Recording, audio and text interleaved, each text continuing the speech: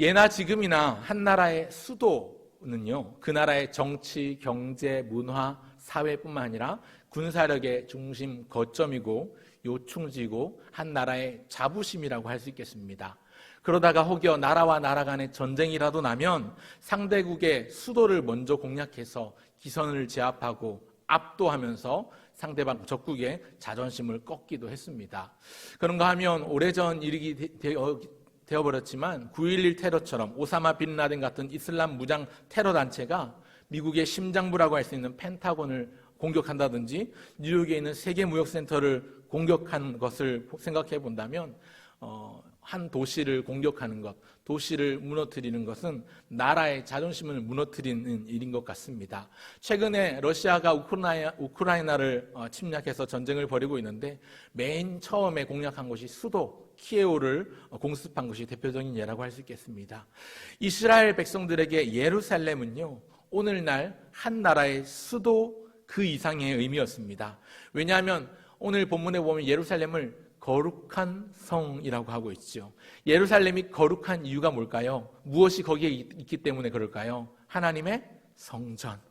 하나님을 섬기는 그들이 하나님을 만나는 장소였던 성전이 예루살렘에 있었기 때문에 오늘 본문에서도 거룩한 성이라고 말씀하고 있고요. 이 예루살렘은 하나님을 만나는 장소, 성전이 있었기 때문에 특별히 절기가 되면 저녁에 흩어져 살던 이 유다 백성들이 예루살렘으로 다 같이 모여서 예배를 드리면서 그 절기를 보낼 만큼 그 예루살렘의 존재는 엄청났습니다. 하지만 주전 722년경에 북이스라엘이 아수르에게 멸망을 당하고 이제 주전 586년, BC 586년이 되면 예루살렘을 수도로 하던 남유다마저도 바벨론 제국에 의해서 멸망을 당합니다. 그리고 이때 많은 사람들이 죽고 살아남은 자들은 바벨론 포로가 되어 끌려갔습니다. 아주 소수만 남게 되는 것이지요. 오늘 읽은 느헤미야는 그 포로들의 후손입니다. 느헤미야의 할아버지와 아버지는 낯선 땅, 이 바벨론이라는 나라에 끌려가서 말할 수 없는 고초와 서름의 나날을 보내야 했습니다. 읽진 않겠습니다만 시편 137편에 보면 우리가 바벨론의 여러 강변 그 강가에 앉아서 시온을 생각하며 울었도다 노래할 만큼 바벨론에서의 삶이 고단하고 힘들고 서름 가운데 있었던 날이었던 것 같습니다. 하지만 역사의 주권자요 주관자는 역시 우리 하나님이셨습니다. 그 강대하던 나라 바벨론 제국도 539년, BC 539년에 메데 바사 제국 페르시아에 의해서 멸망을 당합니다.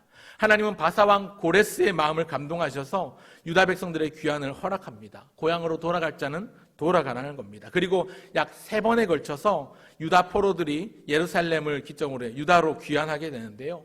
1차 귀환이 지금 앞에 화면에 나온 것처럼 스룹바벨과 대제사장 여호수아를 중심으로 약 5만 명에 가까운 사람들이 귀환을 합니다. 그리고 두 번째 귀환이 제사장 겸 학사 에스라를 중심으로 약 2,000명 정도가 돌아오게 되는데요. 1, 2차 귀환을 통해서 여러 가지 일들이 있었습니다. 1차 귀환을 통해서 성전 재건 공사를 시작하고요. 하지만 이 성전 재건 공사가 여러 방해와 내부적인 어려움들로 인해서 중단되기도 합니다. 하지만 이때 하나님은 하나님의 선지자, 하나님의 사람들, 우리가 이미 새벽에 살펴본 바 있던 스가랴 또 학개와 같은 선지자를 세우셔서 성전 재건을 마무리 짓게 하십니다.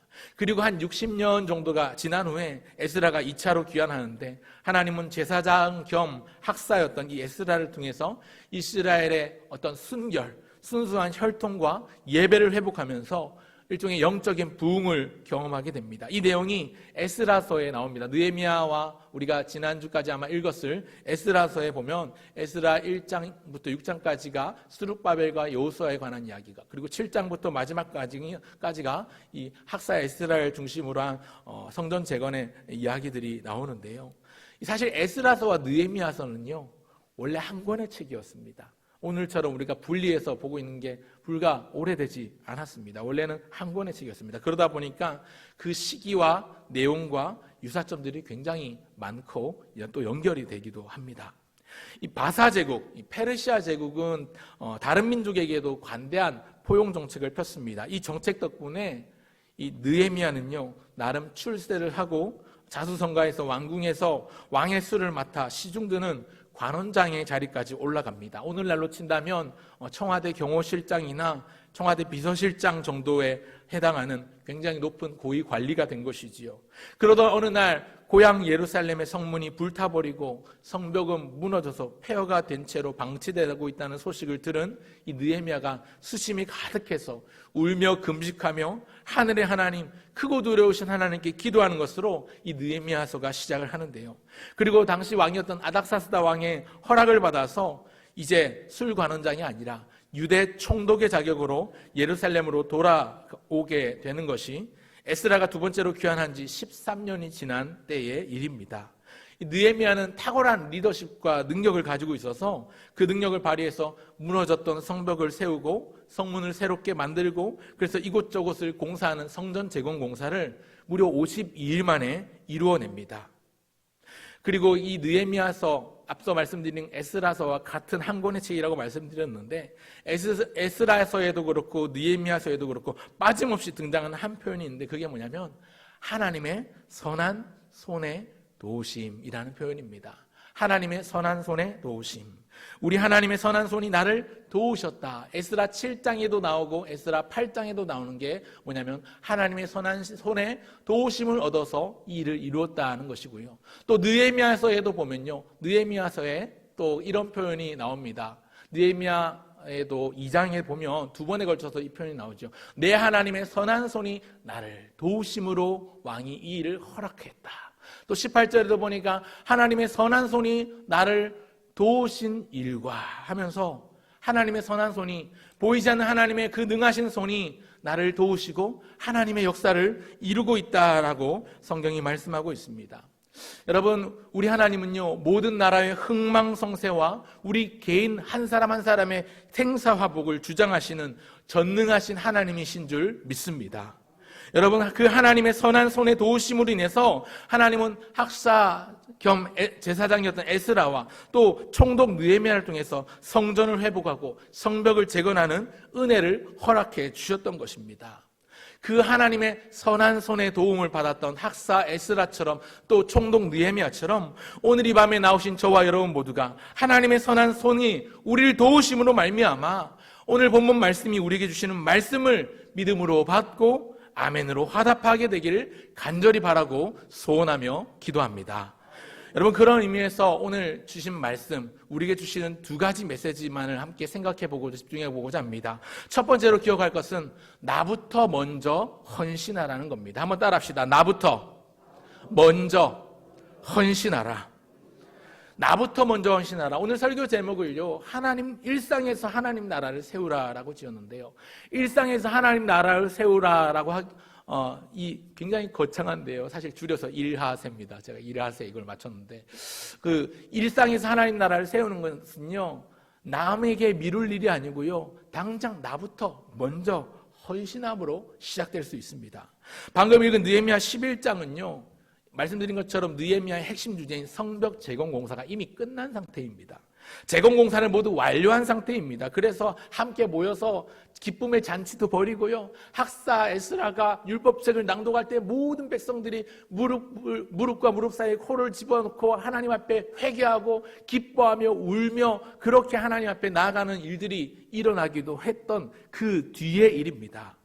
이 11장에 오면요, 이미 성벽이 재건되었고 성문도 다 새로 고쳐서 만들었습니다. 성전은 이미 오래전에 에스라를 통해서 지었고요, 또 회복을 했었습니다. 그런데 이 폐허되었던 성전을 비롯한 예루살렘이 거의 복구되고 제 모습을 갖추었는데 아직 이 도시가 제 기능을 못하고 있었습니다. 왜냐하면 가장 중요한 과제가 남아 있었습니다. 그게 뭐냐면 사람이었습니다. 사람. 아무리 완벽하게 도시를 재건했어도 그 안에 사람이 살지 않으면, 사람이 살지 않는 빈 도시면 그 도시가 제 기능을 못하는 것이지요. 사람 없는 빈 성읍은 언제든지 주변 대적들이 다시 또 침입해서 언제든지 다시 폐허로 만들어버릴 수 있고 또 다시 언제든지 무너질 수 있는 것이지요. 하나님의 도성, 거룩한 성 예루살렘이 다시 흥왕하려면 사람들로 북적북적대고 활력이 넘쳐야 합니다. 예배가 드려져야 하고 이 예배가 멈추지 않고 예배자들, 이 순례자들의 걸음으로 왔다 갔다 분주해야 하는 것이지요. 혹여 적들이 쳐들어오더라도 그 성을 지켜낼 수 있을 만한 기본적인 시설이나 인원이 필요합니다. 여러분, 우리나라야 뭐 요즘 생각해보면 수도가 서울이지 않습니까? 서울에 못 살아서 안달복달하고 막 누구든지 뭐 서울에 사는 걸 로망으로 생각하고 서울 와서 살고 싶어 하지만요, 다시 뭐 서울의 꿈이라고 생각을 하지만 당시 예루살렘은 수도였지만 할 수만 있으면 안 가고 싶은 곳이었습니다. 당시의 상황은 폐허에서 갓 복구하고 회복한 도시인데 아직 도시의 기능이 정상적이질 못합니다. 아직 기반시설이 완벽하게 복구되지 않은 상태인 거지요. 하지만 분명한 비전을 가지고 있던 총독 느헤미야는 하나님의 백성, 하나님의 사람, 선지자들의 약속을 굳게 붙들었고 그 비전을 붙잡았습니다. 그래서 어떻게든 성벽을 재건하고 사람들로 하여금 이곳에 와서 살도록, 그래서 하나님의 꿈이 이루어지고 하나님의 말씀이 성취되도록 애썼던 사람입니다. 아직 도시의 기능이 정상적이지 않았기 때문에 많은 사람들을 예루살렘 성에 와서 살도록 백성들을 이주시키는 장면이 오늘 본문에 나오고 있습니다. 그동안 성벽을 재건하는 공사에 많은 사람들이 동원되고 많은 사람들이 각자 자기에 맞는 분량대로 열심히 성을 쌓아 올리는 공사에 함께 동참했습니다. 여기 동참한 사람들의 이름은 이미 느헤미야 3장에 많은 사람들의 이름이 언급이 되었습니다. 열심히 일하고 성벽을 쌓고 문을 내고 길을 다듬고 또 방비하면서, 그렇게 한 손에 횃불을 들고 그렇게 방비하고 한 손에 삽을 들고 열심히 일을 하면서 살았던 성벽 재건공사에 함께 헌신했던 사람들의 이름이 일일이 3장에서 언급되었던 것입니다. 하나님 나라를 위해서 헌신된 사람들이 3장에 나오고 있는데 오늘 읽은 11장에도 보면 여러 사람들의 이름이 나옵니다. 오늘 다 읽지는 않았습니다만 11장 24절까지 나오는 사람들은요, 예루살렘에 와서 거주하기로 한 사람들의 이름들입니다. 여러분 생각해 보십시오. 당시에 돈도 좀 있고 권세도 좀 있고 나름 내놓으라 하는 사람들도 꽤 있었을 텐데 그런 사람들의 이름은 단 한 명도 나오지 않고 예루살렘에 거주하기로 한 사람들의 이름만을 11장에서는 쭉 소개하고 있습니다. 그리고 제사장들과 레위 지파 사람들을 소개하고 있습니다. 성전을 맡은 수종 드는 자들을 소개하고 있습니다. 하나님께서 이들의 희생과 이들의 헌신을 귀하게 보시는 거죠. 성벽을 쌓아 올리고 재건하는 것 이상으로 그 안에 들어와 사는 것도 하나님 나라를 위한 귀한 헌신이라는 것입니다. 여러분, 그런데요, 오늘 이 본문의 내용을 오늘 우리 시대에 우리에게 적용해 본다면 어떨까요? 예배당을 짓기 위해서 건축 헌금도 하고 실제로 예배당을 지으면서 벽돌 한 장 한 장 나르고 계단도 만들고 배관도 여기저기 끌어오는 이런저런 공사 작업에 열심히 땀을 흘리고 팔 걷어붙이고 장화 신고 삽자루 들고 그렇게 열심히 노동을 하면서 건물을 다 지었습니다. 공사에 동참했습니다. 뿐만 아니라 이제 예배당이 다 완공되면 건물만 있으면 안 되니까 예배 시간도 정하고 예배 순서도 정하고 성도들이 예배 드리도록 이런저런 모든 준비를 하는 거죠. 이것은 하나님 나라를 위한, 또 교회를 위한 일이라고 할 수 있습니다. 여러분, 그런데요, 예배당만 번지르르하게 예배당만 그럴듯하게 지어놨다고 다 되는 게 아니지요. 예배 시간도 정하고 예배 순서를 확정했다고 해서 자동으로 예배를 드릴 수 있는 게 아닙니다. 자동으로 예배가 드려지지 않습니다. 뭐가 필요합니까? 사람이 있어야 됩니다. 사람. 첫 번째 중요한 포인트는 사람입니다. 사람. 예배의 자리에 예배자가 있어야 합니다. 물론 예배자만 있다고 해서 다 되는 것도 아니죠. 여러분, 예배를 드리려면요, 이 모양 저 모양 여러 모습에서 헌신하고 자원하고 봉사하는 사람들의 섬김이 필요합니다. 헌신이 필요합니다. 이 헌신이라는 단어, 제가 첫 번째 대지 화면 보여드리면서 헌신이라는 단어 한자로 헌신이라고 했는데 이 몸을 바치다라는 뜻을 가지고 있죠. 바칠 헌자에 몸신자를 쓰죠. 마음만 쓰는 걸 두고 헌신이라고 말하지 않습니다. 몸을 바친다는 걸 말하는 거죠. 몸을 바친다는 건요, 내 소유나 내 시간이나 내 체력이나 내 건강, 내 삶을 다 드린다는 의미가 여기 담겨 있는 것입니다. 헌신하라는 것에 여기 내 모든 것을 바친다는 의미지요. 오늘 나부터 먼저 헌신하라라고 첫 번째 말씀을 드리고 있습니다. 여러분 어떻습니까?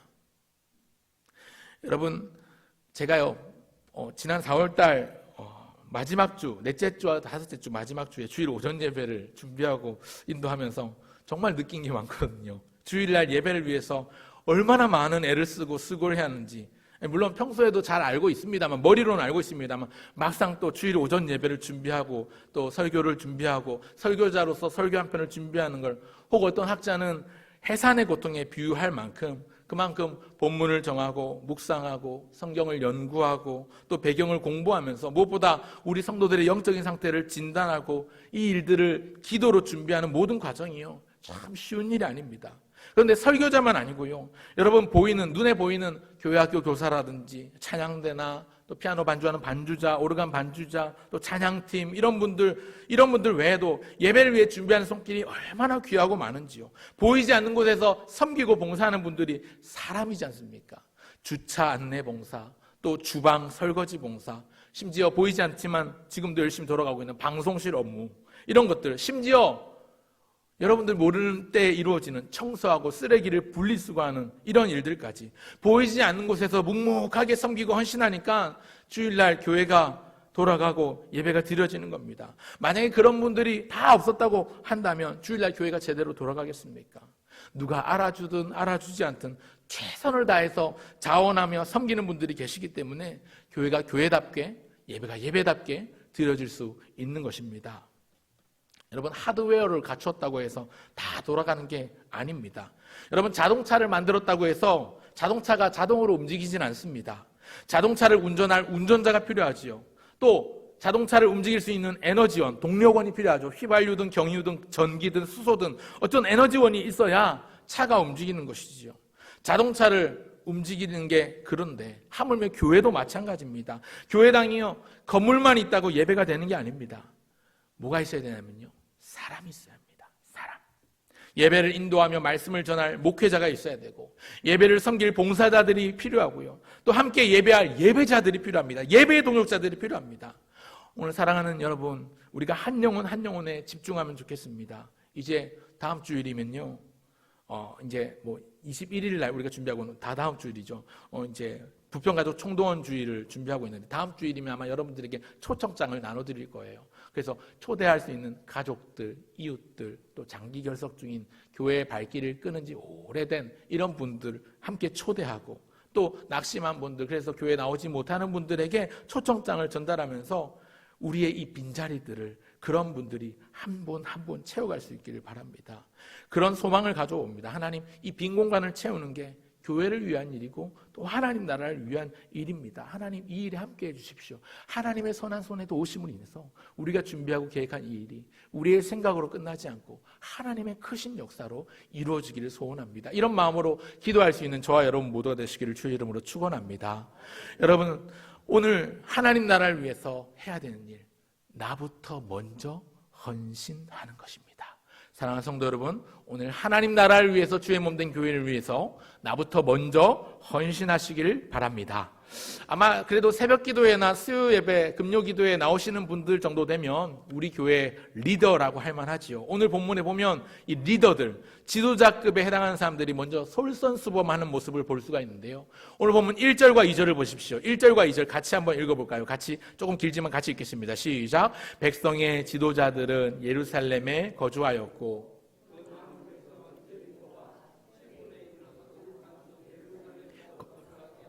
그 10분의 9는 다른 성읍에 거주하게 하였으며 예루살렘에 거주하기를 자원하는 모든 자를 위하여 백성들이 복을 빌었느니라. 아멘.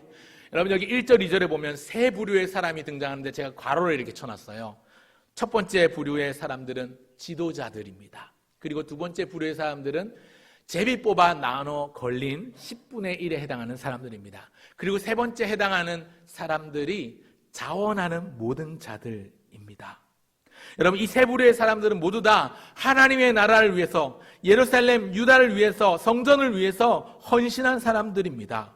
여러분, 예루살렘이 말씀드린 것처럼 도시의 모습은 갖추었지만 여전히 기반시설이 부족한 상황이었습니다.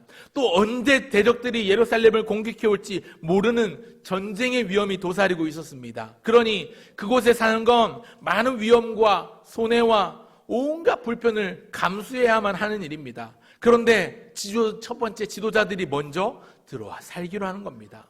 여러분, 리더는요, 지도자는요, 아무도 가지 않을 때 먼저 가는 사람입니다. 좋은 지휘관은요, 돌격 앞으로를 외치는 지휘관이 아니라 나를 따르라 라고 외치는 사람이라고 합니다. 지도자가 솔선수범해서 먼저 앞장을 서는 거죠. 여러분, 아무리 위험하고 아무리 힘들어도 리더는 먼저 솔선수범하며 본을 보이는 사람입니다. 모범이 되는 사람인 것이죠. 그 다음에 해당하는 두 번째 부류의 사람은 제비 뽑아 10분의 1을 결정했는데, 여러분, 고대에는요, 제비 뽑는 것을 하나님의 뜻을 분별하는 한 방법으로 여겼습니다. 그러다 보니까 우리가 잘 아는 것처럼 제비 뽑는 것, 그래서 뭐 요나서에도 보면 제비 뽑아서 이제 요나가 마지막에 걸려서 당첨이 되기도 하고, 또 여호수아 아간 사건 아시죠? 이 아이성 정복하면서도 그 범인을 찾아내면서 제비를 뽑아서 아간을 찾아내기도 했었는데요. 이 경우의 수를 따지는 게 아니라 제비를 뽑아 걸리면 그것이 하나님의 뜻인 줄 알고 그저 순종하는 겁니다. 10분의 1을 뽑아서 결정했습니다. 그래서 그 사람들이 순종합니다.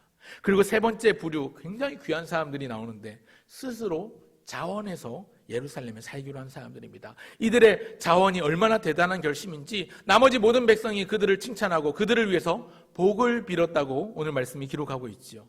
어렵고 힘든 일이지만 등 떠밀려 마지못해 하는 헌신이 아니라 기왕 할 거 자원하는 마음으로 하는 거지요. 이런 사람에게 많은 사람들이 복을 빌어줄 만큼 귀한 헌신을 하고 있는 겁니다. 사람들이 축복해 줄 만큼, 사람들이 하나님의 은혜가 저 사람에게 임하기를 기도할 만큼 그렇게 귀한 헌신을 하고 있는 겁니다. 이런 사람에게는 정말로 하나님의 은혜가 갑절로 임할 줄 믿습니다. 여러분, 그런 의미에서 첫째 꼭 기억하십시오. 나부터 먼저 헌신함으로써 하나님 나라의 큰 비밀, 그리고 하나님이 예비하신 말로 다 할 수 없는 큰 은혜를 누릴 수 있는 저와 여러분 모두가 되시기를 주의 이름으로 축원합니다. 여러분, 첫 번째가 그래서 나부터 먼저 헌신하라입니다. 하나님 나라를 일상에서 세우기 위해서 해야 되는 일은 내가 먼저 헌신하는 겁니다. 남에게 미루지 않습니다. 목회자에게, 교육자에게 미루지 않습니다. 구역장, 권찰들에게 미루지 않습니다. 내가 먼저 리더가 되면 됩니다. 내가 먼저 자원하여 즐거운 마음으로 헌신하면 되는 겁니다. 그런가 하면 둘째로 기억할 것은 최전방에서 최선을 다하라는 겁니다. 한번 따라합시다. 최전방에서 최선을 다하라. 여러분, 최전방에서 최선을 다하라. 여러분, 포로에서 돌아온 백성들은요, 이미 자리를 잡았어요. 자기 고향 집에 살고 싶죠. 예루살렘에 다시 이사하고 싶지는 않습니다. 말씀드린 것처럼 아직까지 사회 기반 시설이 많이 부족한 상황이고, 또 적국이 또 공격을 해온다면 당연히 수도 예루살렘을 노릴 것인데, 이제 갓 복구한 예루살렘이 튼튼하면 얼마나 튼튼하겠습니까? 사람이 별로 있지도 않는 상황인데요. 그런데 예루살렘에 살겠다고 나서는 거지요. 이건 대단한 결심입니다. 최전방에 나서겠다고 작정한 거지요. 이 귀한 세 부류의 사람들이 하나님 나라의 최전방에 서기로 작정한 것과 같습니다. 오늘 읽은 본문 읽지 않았지만 여러분, 이 마지막에 보니까 9절에 보니까 6절에 보니까요, 다 용사들이었다 이렇게 말씀하고 있죠. 용사들이었습니다. 다 용사였느니라. 베레스 자손은 468명이 다 용사였다. 그러니까 외부의 침략이 오더라도 맞서 싸우고자 하는 용기가 있는 사람들이었다. 용맹한 자들이었다는 얘기인데요. 거룩한 하나님의 도성 이 예루살렘을 부흥시키기 위해서 나선 거니까 이들은 하나님 나라를 위해서 건설하기 위해서 최전방으로 나가는 것이죠. 하나님께서 그들을 통해서 위대하고 놀라운 역사를 이루어 가십니다. 여러분, 사실 이렇게 최전방에 나서는 게 쉽지 않습니다. 희생이 따릅니다. 자기의 시간을 바쳐야 됩니다. 물질을 바쳐야 할 수도 있습니다. 아니, 어쩌면 전 삶을 바쳐야 할 때도 있습니다. 때때로 최전방에 나가면 손가락질 당할 수도 있고 오해나 핍박을 받을 수도 있습니다. 하지만 그런 희생을 모두 다 감수할 때에 그들을 통해서 하나님 나라의 위대한 역사가 이루어집니다. 하나님은 그렇게 일하시는 하나님이시기 때문에 그렇습니다. 여러분, 신약성경 복음서를 보면요, 예수님을 따랐던 많은 사람들이 있습니다. 그런데 이 많은 사람들은 두 부류로 이렇게 나눠집니다. 한 부류는요, 죽기 살기로 목숨 걸고 예수님을 따랐던 사람들입니다. 이 사람들은 생명을 걸고 예수님을 따랐습니다. 복음서는 그들을 제자라고 부릅니다. 그런가 하면 또 다른 많은 부류의 사람들이 있는데, 이 많은 사람들은요, 예수님이 먹을 것도 주고 병도 고쳐주고 귀신도 쫓아주고 하니까 그게 너무 좋아서 소문 듣고 따라다니는 사람들이 있습니다. 성경은 그들을 무리들이라고 지칭합니다. 예수님을 따르긴 하지만 편히 사는 게 좋아서 뭔가 신비한 거, 뭔가 희한한 거, 뭔가 새로운 거, 신박한 거 이런 걸 찾아다니는 거죠. 그래서 무리들은 결국 나중에 예수님을 다 떠납니다. 물론 제자들도 떠나긴 하지만 그들은 회개하고 예수님을 위해서 목숨을 바쳤지 않습니까? 그러나 무리에 해당했던 사람들은 자기 생각대로 안 되고 자기 계산대로 안 돌아가면 결국 다 예수님을 떠나고 맙니다. 뒤에서 물러나서 한 발 먼 발치에서 뒷짐지고 열중시하면서 팔짱 끼고 그냥 나 혼자 좀 편하게 신앙생활 해야 되겠다 하는 사람은요, 자기 신앙에 성장이 없고 성숙이 없습니다. 자기 신앙을 지켜내는 게 어렵습니다. 최전방에 나아가지 못하는 쫄보들이죠. 여러분, 비록 최전방에 서는 것이 힘들고 어려운 일이지만 그렇게 해야 내 영혼도 자랄 수 있고 성장하고 성숙하고 더 단단해지고 강해질 수 있는 것입니다. 여러분, 미국의 소위 농구 황제라고 별명이 붙여 다녔던 미국 NBA 농구 선수 마이클 조던이라는 분, 여러분들 아마 대다수 아실 것입니다. 현역 시절에 이분이 실력도 실력이지만 엄청난 금자탑을 엄청난 공적을 쌓은 세계 농구계에 있어서 농구 황제라고 할 정도니까요, 굉장히 유명한 분이었는데, 이분이 또 유명한 게 실력도 실력인데 부상이 없기로 그렇게 유명합니다. 보통 20년 가까이 선수 생활을 했는데 그러면 부상을 당하기도 하고, 그래서 몇 년 이렇게 뛰지도 못하고 몇 달을 쉬기도 하고 이런 일들이 생겨나는데, 다른 선수들은 아무리 실력이 좋아도 시합을 하거나 훈련 때에 부상을 당하면 그래서 몇 달씩 쉬면 기량이 떨어지기도 하고 다시 회복하기가 굉장히 큰 힘든 고전을 하기도 하는데요, 이 마이클 조던에게 그런 게 거의 없었습니다. 물론 부상을 안 당했던 건 아닙니다. 여러분, 기자회견에서 한 기자가 이 부상이 거의 없이 농구 생활을 마감하는 이 마이클 조던에게 비결을 물어봅니다. 비결을 물었습니다. 그랬더니 마이클 조던이 답하기를, 평소에는 훈련할 때는 쉬지 않고 하는 고강도 훈련, 이걸 코어 트레이닝이라고 하는데, 고강도 훈련을 최선을 다해서 모든 힘을 다 쏟아부었다. 내가 부상이 없는 건 시합 때마다 그 연습했던 것처럼 훈련 때처럼 전속력으로 달리고 사력을 다해서 최선을 다했기 때문이다. 이렇게 답했다고 합니다. 뜻밖의 말이죠. 좀 부상의 위험이 따르고 하면 조심조심 쉬엄쉬엄 해야 될 것 같은데, 설렁설렁 하는 게 안전할 것 같은데 아니랍니다. 공을 잡고 공격을 할 때든 공이 없는 수비할 때든 전속력으로 죽을 힘을 다해서 사력을 다해서 달릴 때 오히려 부상으로부터의 위험이 더 낮아지고 안전했다는 것이지요. 몸을 사리면서 조심조심 천천히 사릴 때가 오히려 부상 확률이 더 높았다고 합니다. 여러분, 그런데요, 신앙생활도 마찬가지인 것 같습니다.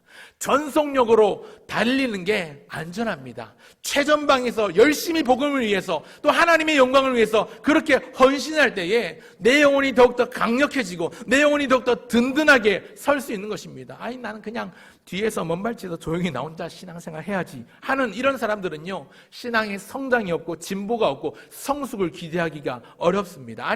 지금 가지고 있는 그 신앙도 점점 사그라들고 퇴보하는 것이지요. 그런 의미에서 여러분, 최전방에 서시길 바랍니다. 최전방에 서는 게 복입니다. 그리고 최전방에서 어떻게 해야 되냐면 최선을 다해야 합니다. 최선을 빡세게 훈련하는 게 살아남는 법입니다. 제가 육군을 나왔는데요, 육군은 해병대나 특전사를 굉장히 좀 높게 봅니다. 실제로 해병대나 특전사를 그렇게 높게 봐주고 강력한 군인이다라고 생각하는 이유가 뭘까요? 그들의 훈련 강도가 달라요. 일반 육군 보병들하고는 훈련 강도가 달라요. 천리행군 이런 거 훈련을 엄청나게 빡세게 강도 높은 훈련을 받기 때문에 그렇게 강력한 군인이 되는 것이죠. 정신력부터가 다릅니다. 사랑하는 여러분, 하나님은 우리도 하나님 나라의 최전방으로 부르고 계십니다. 여러분, 우리의 최전방이 어딜까요? 여러분, 저는 이제 제대한 지 20년이 넘었는데 군 복무를 최전방에서 했습니다. 우리 정지훈 강사님도 전방에서 근무를 하셨는데 제가 최전방에서 근무를 했습니다. 어디일 것 같습니까? 저의 군 복무지는 제주도였습니다. 제주도. 지금 많이 웃으시고 계시는데, 전 제주도에서 레이더라는 특기를 받아가지고 전탄병으로 근무를 했습니다. 그리고 낮에 이제 전탄병 근무 시간 외에는 해안 경계 근무를 하면서 해안 초소를 같이 이렇게 돌아다니면서 함께 생활했었는데요. 처음에 이제 24살 때 이제 군대를 3학년 마치고 갔기 때문에 논산훈련소에 입소해서 6주 동안 훈련을 다 받고 나서 또 후반기 교육을 받았어요. 대전에 자운대 들어가가지고 거기서 15주 동안 후반기 교육을 받았고요. 또 그리고 나서 이제 자대를 배치를 받고 나서 제주도로 가게 되는데, 제주도에 자대 배치 들어가기 직전에 한 일주일, 2주일 정도 머무는 기간이 있었습니다. 제주도엔 육군이 없고 해군이 있습니다. 제주방어사령부라고 해서 제3함대는 해군과 해병대로 이루어져 있기 때문에 거기 이제 제주방어사령부 제방사에 들어가서 한 일주일, 열흘 정도 이제 자대 배치 가기 전에 마지막 교육받는 시간이 있었는데, 그때 이제 거기 작전사령관이랑 작전관을 만나서 교육을 받는 시간들이 있었는데, 아직도 생생하게 기억에 남는 멘트들이 있습니다. 이제 레이더 기지로 배치받은 이 통신병들, 이 특기를 받은 레이더 기지에 갈 이 병사들을 다 모아놓고요, 훈시를 하는 겁니다. 어떤 훈시를 하냐면, 여기가 최전방이다. 제주도라고 게으르면 당장 집에 가라. 그런 거예요. 정신 똑띠 차리고, 이게 아마 경상도 출신이셨나 봐요. 그 작전관님이. 정신 똑띠 차리고, 단디 근무 잘 써야 된다. 그러다 간첩 잡으면 꽃목걸이 목에 걸고 헬기 타고 집에 간다. 뭐 이렇게 얘기를 하시더라고요. 짱깨들 미리국만 잡아도 포상휴가 준다. 이러면서 막 이렇게 이야기를 하시더라고요. 저는 아직도 그게 기억에 생생하게 남아가지고, 레이더병으로 군복무 2년 넘게 하면서 어떻게든 간첩 한번 잡아보려고 했는데 간첩이 보이지 않아요. 뭐 이 간첩이 잘 내려오지 않죠, 사실은. 근데 실제로 여러분, 우리나라는 바다가 3면이다 보니까 동해, 서해, 남해 이 바다를 통해서 간첩들이 과거에 오기도 하지 않았습니까? 그러니까 이 간첩 잡으면 바로 제대하는 겁니다. 꽃목걸이 메고 헬기 타고 집으로 가는 겁니다. 퍼레이드 하면서 금요 환영할 수 있는데, 여러분 생각해보면 제가 최전방이라고 말씀드렸는데, 북한이 주적이 아니라 일본이나 중국이 주적이라면 최전방이 맞지요. 네, 맞지요. 여러분, 적이 침투해 오고 전투가 벌어지면 그곳이 바로 최전방이 되는 겁니다. 뭐 동부전선, 서부전선, DMZ만 최전방이 아니라 동해든 서해든 남해든 어디든지 적이 있고 전투가 벌어지면 거기는 최전방입니다. 그러니 저는 최전방에서 근무한 거지요. 저는 그렇게 생각하고 있습니다. 여러분, 그런데요, 하나님 나라의 최전방도 마찬가지입니다. 여러분, 우리 모두가 하나님 나라의 최전방으로 가야 합니다. 그렇기 때문에 다 신학 공부하고 다 선교사가 돼서 오지 아프리카, 뭐 동남아 이런 데로 선교사로 가야 최전방이 아니고요, 어디든지 간에 잃어버린 영혼들이 있고 내가 그들을 복음으로 섬기고 복음을 전해야 되겠다 작정하면 거기에는 영적인 전투가 벌어지기 때문에 거기가 바로 최전방이 되는 것입니다. 그래서 제가 두 번째로 말씀드리는 것, 최전방에서 최선을 다하라는 것은요, 여러분들 삶의 현장 가운데서 최선을 다하셔야 된다는 이야기를 하는 겁니다. 여러분, 오늘 여러분 나에게 최전방 예루살렘은 어디입니까? 피하고 싶고 가기 싫고 그러나 억지로라도 가야 하는 곳이 어디입니까? 직장인들이 여러분 직장을 돈벌이 장소로만 여기지 않고 내가 파송받은 곳이다 선교지로 생각하면 그 직장이 최전방이 되는 것이지요. 사업가에겐 사업장, 사업터가 최전방이 되는 것입니다. 공부하는 학생들에겐 학교가 최전방이 되는 것입니다. 심지어 여러분 살림을 도맡은 전업주부라 하더라도 우리 집, 내 집 싱크대 앞이, 내 집 세탁기 앞이 바로 최전방 예루살렘일 수 있습니다. 내 몸을 들이고 내 몸을 바쳐서 시간과 노력과 정성을 기울여서 힘을 쏟아야 되는 곳이 나의 최전방 예루살렘이 되는 것입니다. 오늘 본문에 나오는 것처럼 여러분 예루살렘처럼 여러분 우리가 섬기는 우리가 가야 되는 그 최전방은요 황폐할 수 있습니다. 적의 공격과 위험이 항상 도사리고 있는 곳일 수도 있습니다. 아니 나를 고단하게 만들고 나를 늘 피곤하게 만드는 그런 곳입니다. 내가 좋아하는 편안한 곳이 아닙니다. 처자식 생각하면서 큰 스트레스를 받고 너무나도 힘들고 고단한 그 고단함을 이겨내야 되는 힘든 일터일 수도 있고 먼 미래를 아니 혹은 가까운 미래를 준비하며 머리에 쥐가 나도록 싸매고 죽어라 공부해야 될 학교일 수도 있을 것이고 또 누군가에겐 독박 육아에 산더미 같은 설거지와 빨래하며 청소까지 온갖 잡일에 열심히 해도 티도 안 나고 끝없이 계속 일해도 누구 하나 알아주는 이 없는 집안일 수도 있습니다. 그러나 사랑하는 여러분, 하나님은 그런 곳에서 최선을 다해 헌신하는 사람을 축복하시고 그들을 통해 놀라운 재건과 부흥의 역사, 하나님의 나라를 이루어 가시는 분이신 줄 믿으시길 바랍니다. 여러분 로마서 12장 1절에 보면 이런 말씀이 있습니다. 같이 한번 읽겠습니다. 시작. 그러므로 형제들아 내가 하나님의 모든 자비하심으로 너희를 권하노니 너희 몸을 하나님이 기뻐하시는 거룩한 한 제물로 드리라. 이는 너희가 드릴 영적 예배니라. 아멘. 너무나도 유명한 말씀, 너무나도 잘 아는 말씀이지요. 너희 몸을 하나님께 드리라. 너희 몸을 거룩한 산제물로 드리라. 이것이 너희가 드릴 영적 예배니라. 이것이 너희가 드릴 삶의 예배니라. 이렇게 말씀하고 있습니다. 여기 몸을 드린다는 건요, 이 살점, 이 몸뚱아리를 각을 뜨고 불태워서 드린다는 얘기가 아니라 내 소유, 내 시간, 내 체력, 내 삶을 바친다는 거죠. 내 삶을 바쳐서 내 삶 가운데서 하나님의 영광을 올려드리는 게 우리가 드리는 온전한 삶의 예배인 줄 믿으시길 바랍니다. 먼저 하나님의 일에 내 몸이 가는 것, 먼저 하나님의 일에 나부터 충성하고 헌신하는 것, 그것이 내 소유, 내 물질, 내 시간, 내 체력, 내 건강, 내 자녀, 내 모든 것, 내 삶을 바쳐보는 것, 그게 가장 중요하고요. 그래서 오늘 설교 제목을 일상에서 하나님 나라를 세우라, 줄여서 일하세라고 했는데요. 일하세. 여러분 일하십시오. 어떻게 일하시냐면 여러분 최전방인 여러분 삶의 터전에서 하나님의 나라를 세우는 일을 하십시오. 최전방에서 싸우십시오. 강력하게 훈련받으시며 하나님의 강한 그리스도의 군사로 싸우십시오. 우리가 싸워야 될 최전방은 우리의 일상입니다. 삶 가운데서 날마다 하나님 나라를 위해서 믿음으로 싸우고 하나님의 나라를 세우는 일에 최선을 다해 헌신함으로 주님의 귀한 역사, 하나님 나라의 역사에 동참할 수 있게 되길 바랍니다. 말씀을 맺습니다. 우리 예수님이요 하나님 나라의 비밀을 말씀하셨죠. 하나님의 나라는 너희 안에 있느니라. 우리가 우리의 삶을 살아갈 때에 하나님, 내가 운전할 때도 하나님 기도하고 운전하고, 내가 일을 시작할 때도 아침에 눈을 뜨면 하나님 오늘도 내 숨이 멈추지 아니고 내 심장이 멈추지 아니하고 새 하루를 시작하게 하신 것 나에게 맡겨주신 하나님 나라의 사명이 있기 때문인 줄 믿습니다. 고백하면서 그렇게 다짐하고 생업의 현장으로, 가정으로, 직장으로, 일터로, 학교로 가실 때마다 그런 마음가짐을 가지고 주님 앞에 결단하며 결심하고 그렇게 하나님의 나라를 위해서, 하나님의 나라를 일상 가운데 세우기 위해서 힘쓰고 애쓰는, 그래서 하나님의 은혜를 누리고 하나님 나라의 참된 기쁨을 누릴 줄 아는 복된 성도들 되시기를 주의 이름으로 축원합니다.